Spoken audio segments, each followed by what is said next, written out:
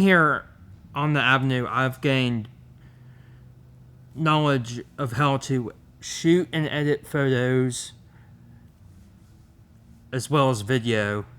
I've also gained some knowledge on how to keep and make friends and also maintain friendships.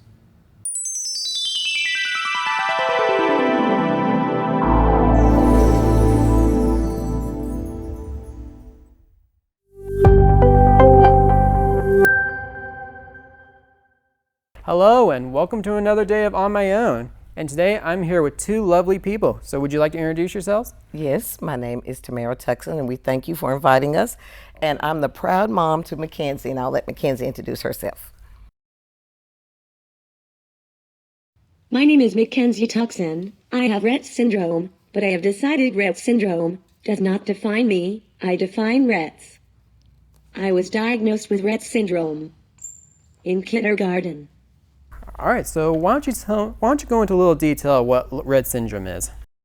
Okay, so Rett syndrome is the most severe form of autism it is for a female. It's really a female diagnosis because boys usually don't survive.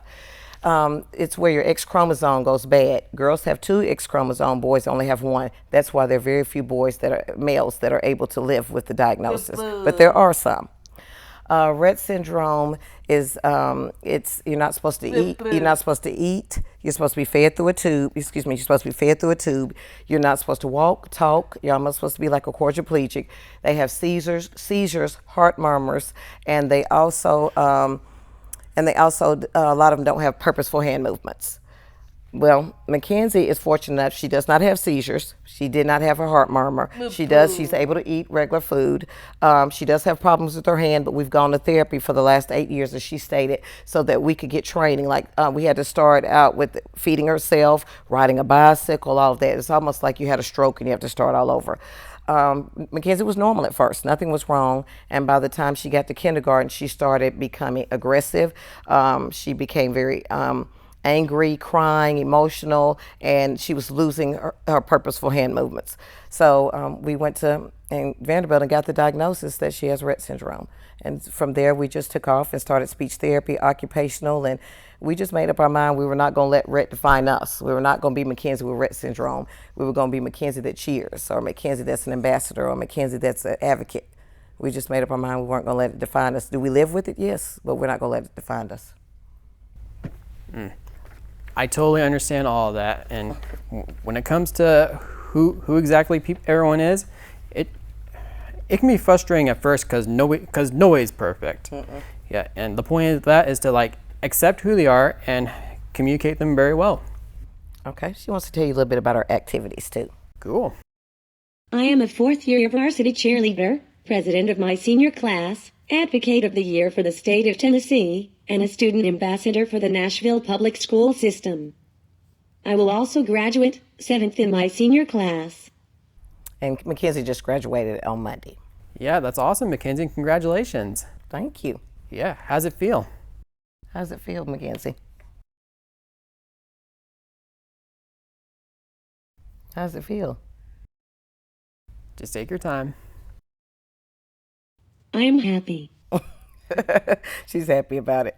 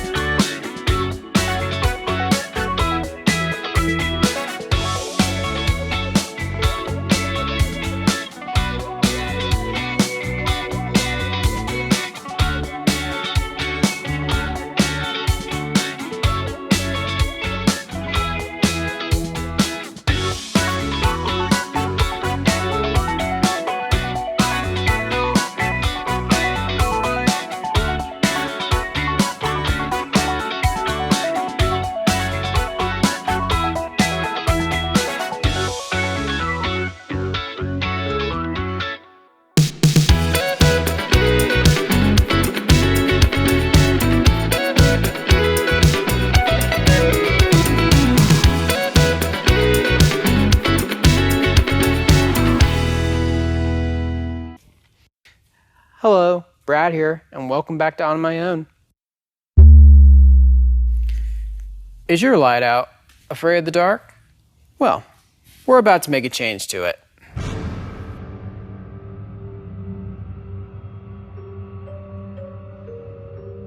Just to be on the safe side, make sure the lamp is unplugged, because chances are if you mess with it, it could cause electrocution. Take the shade off the lamp. You need to make sure that the light bulb is cool and not so hot before touching it. Unscrew the bulb to the left until it comes off. And then wrap it up in a paper towel. That way if it breaks easily, the glass can't shatter while it's wrapped. Once it's nicely wrapped, throw it away. Now we can put in that new light bulb. Now put it in the lamp hole and screw it the other way until it slows down.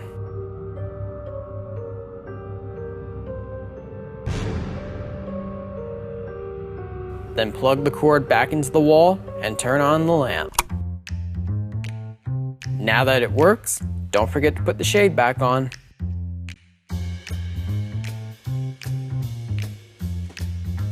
Without a light bulb, you'd be relaxing or working completely in the dark. And don't close your eyes. When there's light, there's seeing. When there's sunshine, there's happiness. Thank you for joining me on My Own, and I'll catch you later. Want to see more On My Own? Please subscribe.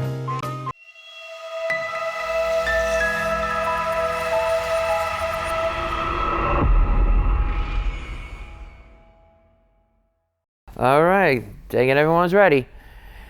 No edits, no filter. May 21st, take one. Okay. Our clapping is getting so much better. Love it. Okay. This is my cue.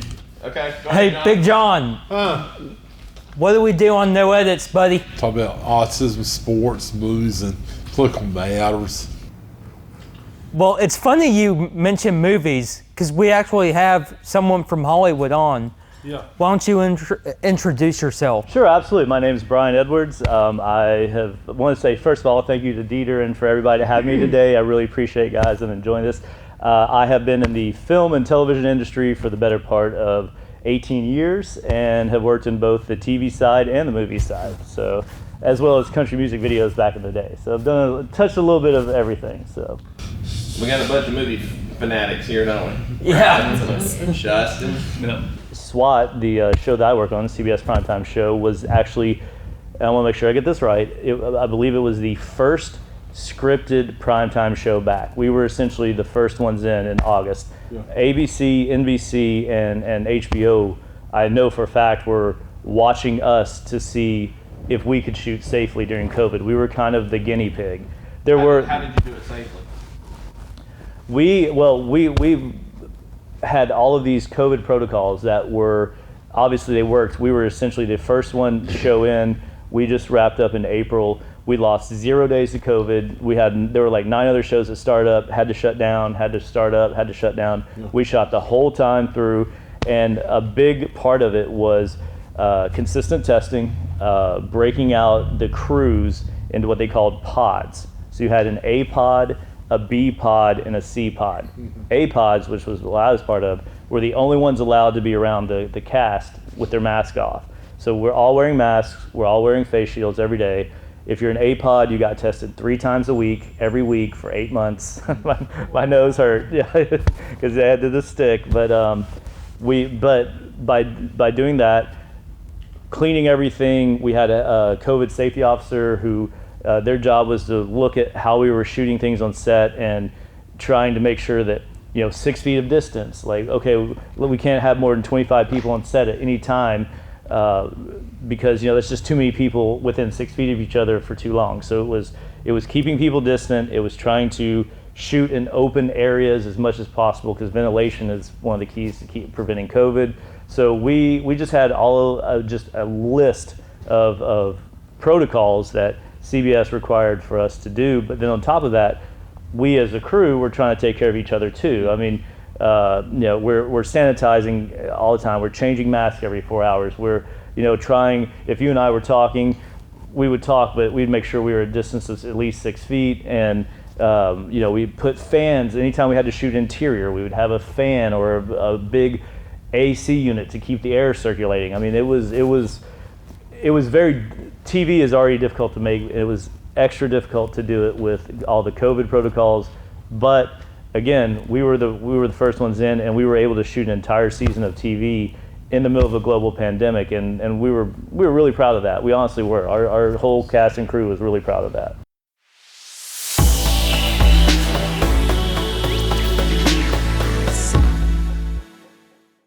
(1946).